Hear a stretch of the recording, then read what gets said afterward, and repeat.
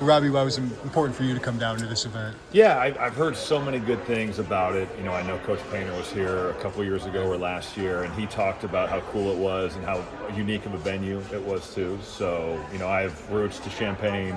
My dad played tennis at Illinois. My grandfather was a professor here. My uncle still is a professor here. So when Brad asked me, I really wanted to do it. I've wanted to be more a part of Coaches versus Cancer and everything that college basketball does. I think something that maybe the game doesn't get enough credit for would be that it really has taken on kind of I think, leadership role in sports, whether it's, there's multiple different ways you can look at it, but college hoops has really been a part of raising awareness and raising money and just, doing so much for cancer stuff. So I've wanted to be more involved, and Brett asked me, and I was honored to come down here and be a part of it. As someone who's seen this program from afar, up close the last decade or so, what have you noticed about Brad Underwood's program? What's your takeaway of what he's built here? Yeah, they win. I think that's the biggest thing, and it's been as someone that's watched from doing it from a TV standpoint and also just watching afar as a basketball fan. I think the thing that I appreciate about Coach Underwood is there's not one way to do it. They've run the spread, they've run pick and roll, they've run dribble handoff for Io, they've run ball screen stuff. It's been a lot of different ways to do it, and I think his flexibility is really fun to watch as someone that really likes basketball and likes to see different ways. I think especially with the game now, if you look at it from a pro perspective, everyone kind of plays the same way. And I think with Brad, he's been the ultimate in what is our personnel good at and how can I coach these guys up and let's play to our strengths. And it's, it kind of morphs from year to year of like where you're going. But I think that's interesting. And certainly with the current landscape of the portal, you have to be flexible. So he's won a lot of games. He's done a great job in Elite Eight, last season, and making the tournament again, getting to the second round this year. So I just really enjoy watching him play. His teams play hard, they compete, and certainly Illinois had kind of fallen to a place that was not where it was, in some of the times in their past. So he's gotten it back to where it should be.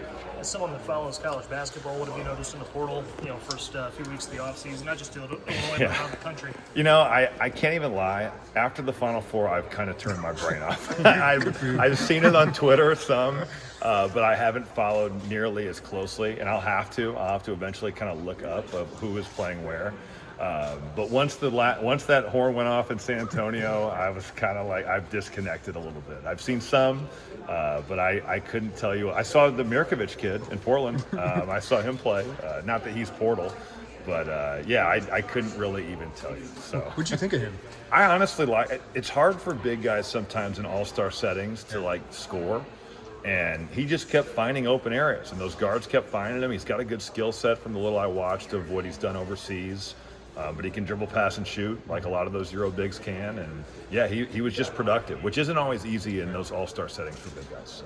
On that broadcast, you guys talked about the international footprint that this program's had. What do you think about that other avenue of adding talent Sure. and what's meant for Illinois? Well, you look at how skilled, and I think Thomas Love's a great example, or Kasparis as well, like how skilled those guys are, how fundamentally sound players are that grow up in Europe. And you could get into the whole debate of are we doing this the right way in the States with the AAU culture and kind of the way that we raise our players now. But man, those guys, they can dribble, they can pass, they can shoot, whether they're 6 foot tall or 7 foot tall. And I think that's what really stands out. And then just their experiences that they've gone through. When you've been a pro and, you've played for the FC Barcelona junior team, or like the kid that just signed at Purdue has played for Maccabi this year. I mean, that's a high level of basketball. So it's crazy that you can play in EuroLeague and then play in college, but it'll be interesting to see how that evolves. Like, could LeBron James be 45 and say, you know what, Ohio State sounds kind of good? 'Cause it's kind of the same thing. It's, we'll see where that goes to, but certainly the experiences that those kids get overseas, you are seeing pros and you're well coached, and I think it certainly translates well to college basketball. Robbie, what's your take on Big Ten basketball and kind of the state of it? It's been a long time since a Big Ten team won a national championship. Sure. Yeah, I think a little bit of it is just being unlucky. Look at Purdue loses to UConn. UConn was as good as anybody. Or Michigan loses to Nova. That Villanova team was stacked. Or Illinois loses to North Carolina. Well, that North Carolina team was really, really good. So there's been some, I think, misfortune in terms of who we've had to run into. And at that point, everybody is good, right? You've got to find a way. But just, I think the biggest thing for the Big Ten, and this year was a good step in the right direction in the sense that we get 4 teams for the second weekend. And you just got to keep giving yourselves opportunities. You run into Houston, you run into Auburn for Michigan and Michigan State, you run into Florida for Maryland. Those are the big dogs right there. And we've got to get over the hump. But I think the more chances you can give yourself, going 8-0 in the first round, getting 4 teams the second weekend, that's a good start for us. And we've got to keep building on it. So it's been too long. The Big Ten is way too good to have not won since 2000.